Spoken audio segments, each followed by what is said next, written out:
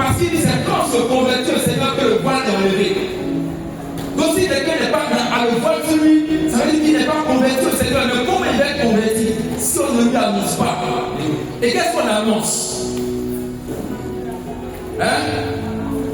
La parole. Vous verrez aussi ces paroles. Hein? L'évangile. L'évangile même c'est quoi? Hein? Ok, je parle pas. C'est quoi? L'évangile c'est quoi? La parole de Dieu.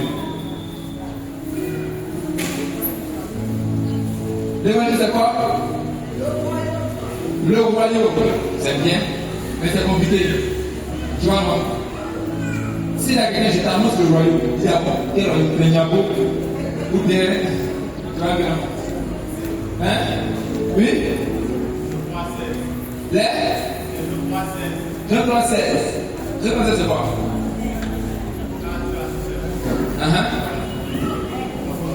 Oh, dis, c'est trop chico, dis ça pour le niveau.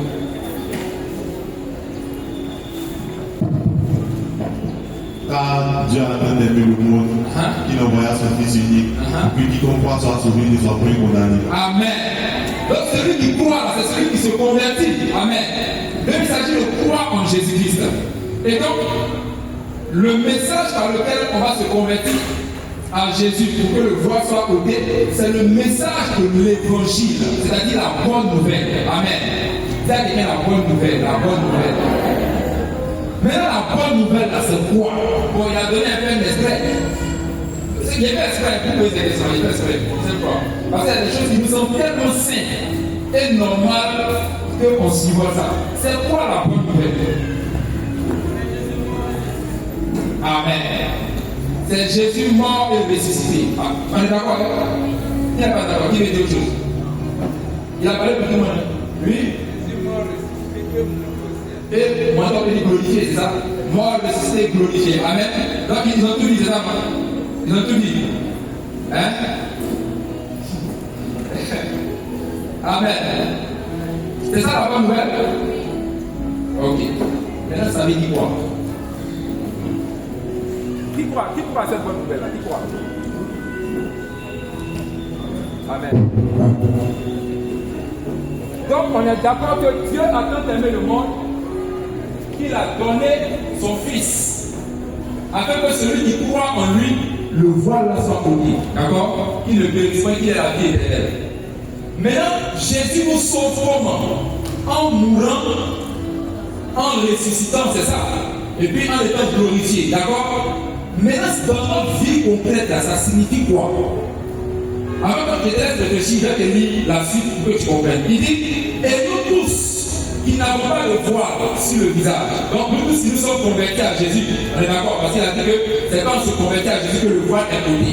Donc il peut dire maintenant nous tous qui avons, d'accord, le micro est et nous tous qui n'avons pas de voile sur le visage. Amen. Nous tous qui n'avons pas de voile sur le visage, nous reflétons la gloire du Seigneur. Demande à ton voisin. Première question, voisin, est-ce que tu te convertis à Jésus-Christ? Non, mais attends, ça me concerne. Il t'a répondu quoi? Qui a un voisin qui a répondu non? Ou bien qui n'a pas répondu, dis la paix. On va couper sur le coup. Amen. Maintenant, il dit, donc, tout le monde a pu ici, je peux voir la main. Tout le monde a pu. Moi, ça va, tu ne seras pas gêné avant la session complexe. Tout le monde a pu être la meilleure fois. Amen. Tu vas commencer les raisons de ce qu'ils ont, donc, pour ici voir. Amen. Maintenant, il dit, nous tous qui nous sommes convertis à Jésus-Christ, et des visages desquels le voile a été ôté, il dit, nous reflétons la gloire du Seigneur Jésus. Maintenant, devant te demander, voisin, tu dis, tu as cru là. Est-ce que tu sais que tu reflètes sa gloire?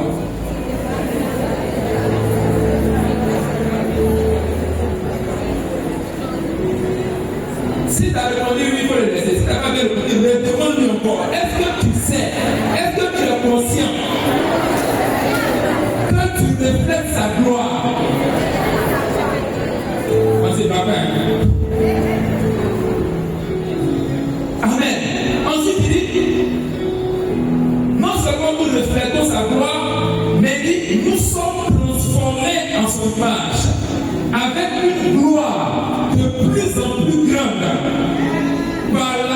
du Seigneur qui est l'esprit. Moi, je vais être honnête avec toi. Ça, là, j'ai l'impression que ça dépasse ce que je peux penser. Pour être sincère. Amen. Parce qu'il nous prend au mot. Il dit, c'est quand on se convertit à Jésus que le voile est revenu. Moi, je me suis converti à Jésus, je crois. Amen. Maintenant, c'est la partie du film où il dit, nous qui nous sommes convertis à Jésus, là, les visages desquels le voile est ôté, il dit, on reflète sa gloire. Il dit que nous reflétons sa gloire. Et c'est déjà me dire ça. Il dit que nous reflétons sa gloire. Ah, c'est clair. Donc, le bouillement de chaque jour, souvent même pour moi, 10 minutes, c'est compliqué. Là. Dans ça, il reflète la gloire. Afin ou même d'aller voir un pointeur à l'horizon. Malgré tous les décalages et les décalages, je reflète la gloire dans ça là. Façon de travail, et puis même le salaire qu'on me prend, même pour le payer, c'est compliqué. Au point où on tape à ma porte, propriétaire là pour récupérer le loyer. Et puis ça ne répond pas. Alors qu'il y a quelqu'un qui répond dedans. Dis-moi, tu peux dire, il ne va pas le voir. Amen. Dans ça là encore, je reflète sa gloire. Malgré toutes ces difficultés-là, Seigneur, parce que moi je suis sincère que je me suis converti à toi. Maintenant, est-ce que c'est vrai que je reflète ta gloire? En dépit de toutes ces difficultés-là.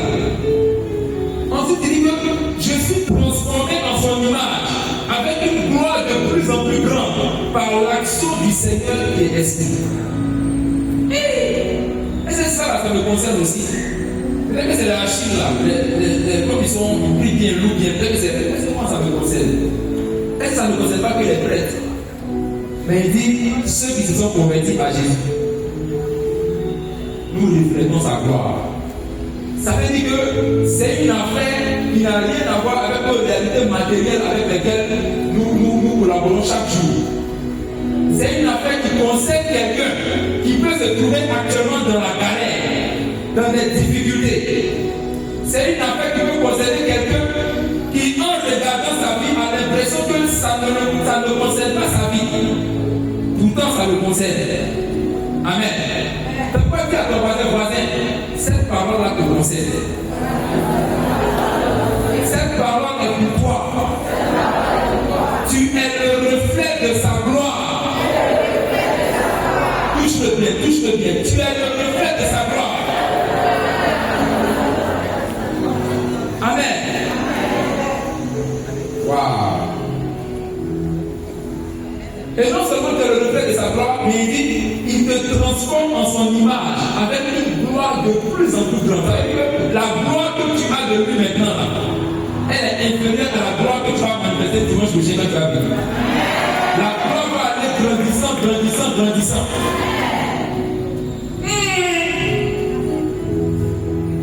Si c'est pas parce que tu as lu ça dans la Bible, c'est dit qu'il y a un petit point. Alléluia. Maintenant, comment est-ce qu'on doit se positionner par rapport à ça? C'est là où c'est très important. Parce que quand il y a le voile sur les yeux de quelqu'un, est-ce qu'il le voit?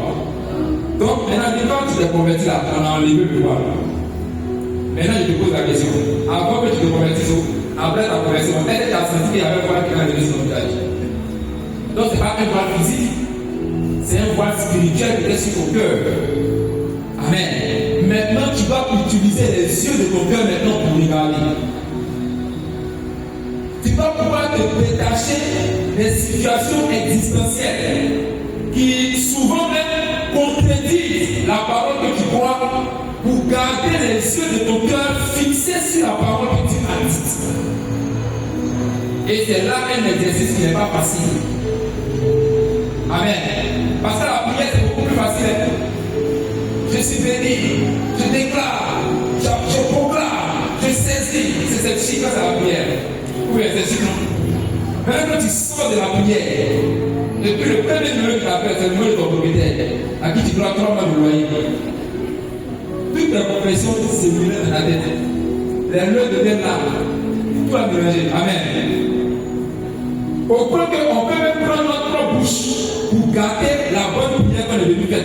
Il a Seigneur, c'est comment? À quand ma victoire? Amen. Mais quelque chose va se passer dans ton cœur ce soir. L'évangile que nous avons lu là, on a dit c'est quoi? La bonne nouvelle c'est quoi? Jésus-Christ, mort, ressuscité, glorifié. Il dit, quand on a entendu ce message-là, et quand on s'est tourné à Jésus, Jésus a enlevé un voile. Maintenant nos yeux voient. Et l'exercice maintenant va consister à garder les yeux de nos cœurs fixés sur cette vérité-là. Quand bien même certaines réalités voudront nous faire regarder ailleurs, vous l'avez le Pierre, quand il était sur les eaux là, eux tous étaient là. Et puis, il a dit, Seigneur, parce que le Seigneur marchait sur les eaux. Et puis, il dit, Seigneur, si c'est toi, ordonne que je vienne. D'accord? Et puis, le Seigneur a dit, Amen, viens. Et puis, Pierre sort. Son petit frère lui a dit, Pierre, fais ton enfant, il ne rien. Pierre dit, non, il sait que c'est lui. Et puis, il a commencé à marcher. Il a commencé à marcher, les discours comme ça, le gars,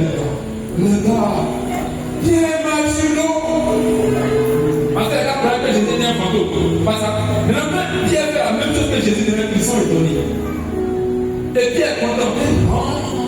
Waouh! Il voit. Il commence à gagner la semaine. Il a oublié que c'est parce que le maître lui a dit viens. Il a commencé à dire moi-même, c'est mon Dieu. Et ça va être depuis longtemps. Oh, faites des marches dans la vie. Comment vous les savez? C'est l'André qui est là-bas sur les Simon Pierre, les André, les Jacques. Ça va les de Dieu. Et puis il y a un vent qui a soufflé vers son oreille là. Il s'est rappelé que depuis les chrétiens qui pêchent là, l'homme ne marche pas sur l'eau. C'est là maintenant qu'il va commencer à couler. Il s'est nager, mais tellement il était paniqué, il a commencé à se noyer. Il a commencé à crier, oh c'est vous Seigneur, ça va pas aller de marcher, comment maintenant ils sont faits? Et puis c'est comme ça que le Seigneur l'a levé, alléluia. Et puis il lui a dit, pourquoi as-tu crié? Ce qui s'est passé, c'est quoi? L'Écriture nous dit que Pierre a marché sur l'eau, n'est-ce pas? Il a marché sur l'eau. Et puis après, il a commencé à couler. Qu'est-ce qui a changé? Il a douté. Le Seigneur dit pas à douter. Mais douter de Pierre, là, ça consistait à quoi? En quoi a consisté le doute de Pierre? Parce qu'il a cru une seconde à marcher. Amen. Déjà, même le fait de sortir de la pirogue, là, c'était un snack de foi. Et puis, même, il a marché même. Et puis il a commencé à couler. Jésus dit non, tu as coupé. Il a dit comment? Parce qu'il a marché, il a pris, c'est que la vie. Qu'est-ce qui s'est passé? Il était distrait. Hein? Il était distrait. Par quoi? Il était le maître. En pensant qu'il était le maître. Voilà. Là, vous êtes à parler. C'est-à-dire le vent là. Le vent lui a rappelé sa nature. Amen. Le vent lui a rappelé que l'homme normal ne marche pas sur l'eau. Amen. Mais pourtant, le vent n'a pas changé, c'était le même vent. C'est que c'est parce que Pierre avait son regard sur le Seigneur, qui est l'auteur et le consommateur de la foi. Et quand le vent est venu, Pierre a détourné son attention de celui-là même qui lui a donné la parole bien sur l'eau. Et puis il a commencé à considérer autres facteurs. Les facteurs autres que le Seigneur, que la parole du Seigneur. Et tous les autres facteurs qu'on a considérés avant de dire 1 plus 1 égale à ce qui marche sur l'eau, tu vas couler. Et puis c'est ce qui est arrivé à sa réalité expérimentale. Amen. Alléluia. Si on a marché sur l'eau, parce que le Seigneur a dit viens. Mais il s'est détourné de la parole du Seigneur. Il sait, quand le voile est ôté de nos yeux, notre responsabilité maintenant doit consister à garder les yeux de nos cœurs fixés sur le maître de notre foi. Amen. De la même manière, on a cru, et puis le voile a été enlevé. De la même manière, on va continuer à garder notre regard sur lui. Or, les circonstances de la vie ne vont pas te laisser faire. Les réalités de la vie vont te rappeler que des affaires de marcher sur les autres, des affaires de voir là. On t'attend pour prier. On t'attend à l'hôpital. Avec tes amis, on t'attend. On t'a faut finir de faire crois, je reçois. Et puis on va aller lever ça. Amen. Toutes les réalités vont venir à côté de te rappeler ça. Tu es avec Adonai, tu vas acheter ton petit travail toi-même au four. Tes pensées vont venir dans ta tête. Tes pensées vont venir dans ta tête. Pour détourner le regard de ton cœur qui est fixé sur le Seigneur. Et dès que ton regard se détourne de lui, tu commences à prier. Et il faut reprendre encore le processus. Or, il dit, quand on refait sa gloire, on est transformé dans la même image de gloire. Ça veut dire que plus on garde les yeux fixés sur le Seigneur, plus le Saint-Esprit maintenant travaille en nous pour rendre la gloire du Seigneur plus grande. Mais l'exercice le plus difficile consiste à garder les yeux fixés sur le Seigneur. Père de joie, c'est ça le plus difficile. Garder les yeux fixés sur le Seigneur. Et en quoi ça consiste de garder les yeux fixés sur le Seigneur? Premièrement, on a entendu le message, on a reçu la bonne nouvelle de celui-là qui est le Messie, c'est-à-dire Jésus, le Fils de Dieu. Il est venu, il a pris nos péchés, il est mort. Et puis on l'a enseveli, il est descendu aux enfers, il a été ressuscité. C'est ça, on le professe, même on l'a professé le matin. Mais le problème, c'est que, est-ce qu'on comprend ce que ça veut dire? Est-ce que vous voyez la différence? On croit ça. On croit que Jésus est mort, qu'il est le Messie, qu'il a été sauvé. Maintenant, est-ce qu'on croit ce que ça veut dire? Qu'est-ce que ça implique que Jésus soit mort pour moi? Qu'est-ce que ça signifie?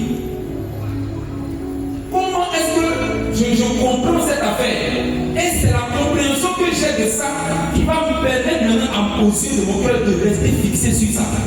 Si je ne comprends pas ça, les réalités de la vie que je comprends bien, si je comprends, quand tu n'as pas payé le loyer après 3 mois de chasse, ça tu comprends.